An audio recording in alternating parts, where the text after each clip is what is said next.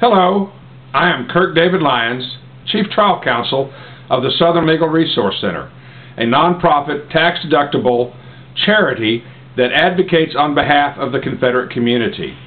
We have been fighting for you for almost 14 years now to protect the legacy of the Confederate soldier and the Confederate community in America today. I have an important update for you from Austin, Texas, that took place on Friday, March the 27th, 2010. The Third Court of Appeals has rendered a decision in a case that's styled Ron Strybos and Texas Division Sons of Confederate Veterans versus Rick Perry in his official capacity as Governor of Texas. This case was filed by the Southern Legal Resource Center over 10 years ago. The fighting has been going on for 10 years. Other attorneys took over the case for the Texas Division from the Southern Legal Resource Center about 8 years ago.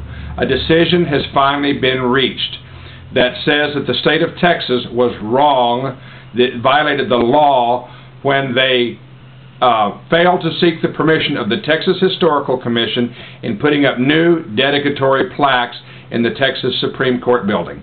Let me explain. Right after World War II, Texas, the state capital, had a very severe shortage of office space. It was decided to amend the Constitution and take money from the Confederate Pension Fund, which had a surplus. Of course, there was very few Confederate veterans. There were some widows. And transfer that money, per the Constitution, voted on by the people of Texas, to a building fund. This was done in a whirlwind campaign engineered by State Representative Bill Daniel of Liberty, Texas. He went around the state and encouraged people to support this constitutional amendment. The people voted and transferred the money from the Confederate Pension Fund to the Texas State Building Fund. All of the modern office buildings, almost all of the modern office buildings in downtown Austin that belong to the state were built from money taken from the Confederate Pension Fund. Here was the deal, though. The deal was that if this was done, the first building built would be dedicated to Texans who served the Confederacy. So the first building built was the Texas Supreme Court building. It was finished in the late 1950s and dedicated with a cornerstone that had a Confederate flag, Confederate money, and all kinds of Confederate paraphernalia laid in the cornerstone. The building was dedicated to Texans who served the Confederacy by the placement of two bronze memorial plaques that were placed in the foyer of the Supreme Court building. One had a Confederate flag and a quote from Robert E. Lee stating how much he relied on Texas regiments, and the other plaque had a great seal of the Confederacy that said, "This building is dedicated to Texans who served the Confederacy." In the year 2000, then Governor George Bush, in concert with Associate Justice Alberto Gonzales, who later went to Washington as Bush's Chief of Staff, as his Attorney General, ripped those plaques down in the middle of the night when the Texas Division Sons of Confederate Veterans challenged their threatened removal of those plaques. When we went and got a preliminary injunction, a temporary restraining order, or asked for one, the court turned it down, and no sooner was the ink dry on the order denying our complaint than the state went in there and ripped those plaques off of the building. We filed a lawsuit to have those plaques put back, and like I said, it has been in the courts for 10 years. Now, the state of Texas must go through the Texas Historical Commission for whatever those plaques are to be. In other words, they replaced new plaques, which frankly the Confederate community considers an insult, because one of the plaques says, since this building was built with funds from the Confederate Pension Fund, it was at that time dedicated to Texans who served the Confederacy. Obviously an implied insult. The other plaque has nothing to do with the memorial purpose of the building being dedicated to Texans who served the Confederacy. So the state of Texas has been held by the Court of Appeals to have acted improperly in putting up these new plaques that replaced the old plaques. They acted improperly and should have gone through the Texas Historical Commission, which now they must do. The other thing that the court did, was assess attorney's fees against the state of Texas. The state of Texas must now pay 10 years of attorney's fees to the Texas Division Sons of Confederate Veterans.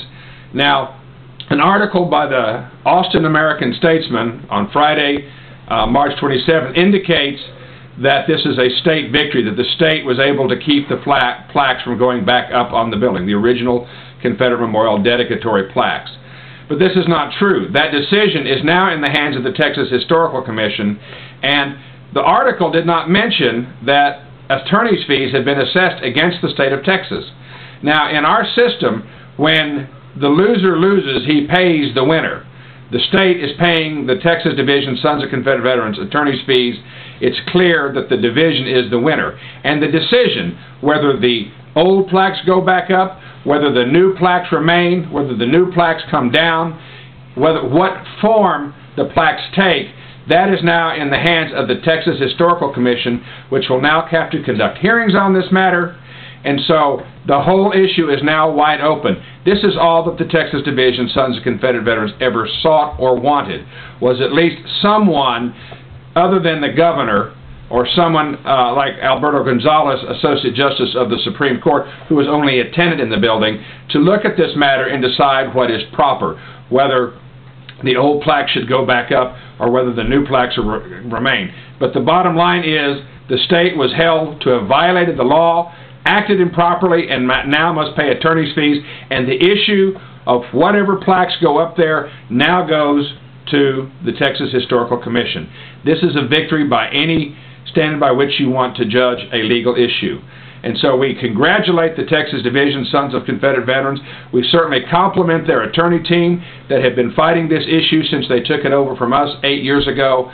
They've done a superb job, and all Texans should be proud of the Texas Division for standing for the people of Texas when they tried to stop the removal of these plaques that were put there by the Texas Constitution and voted on by the people of Texas.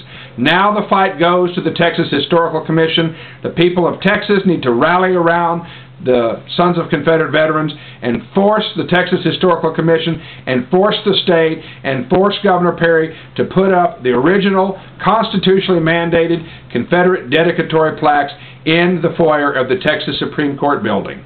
Whatever happens, though, the court made clear that that building is and was dedicated to Texans who served the Confederacy.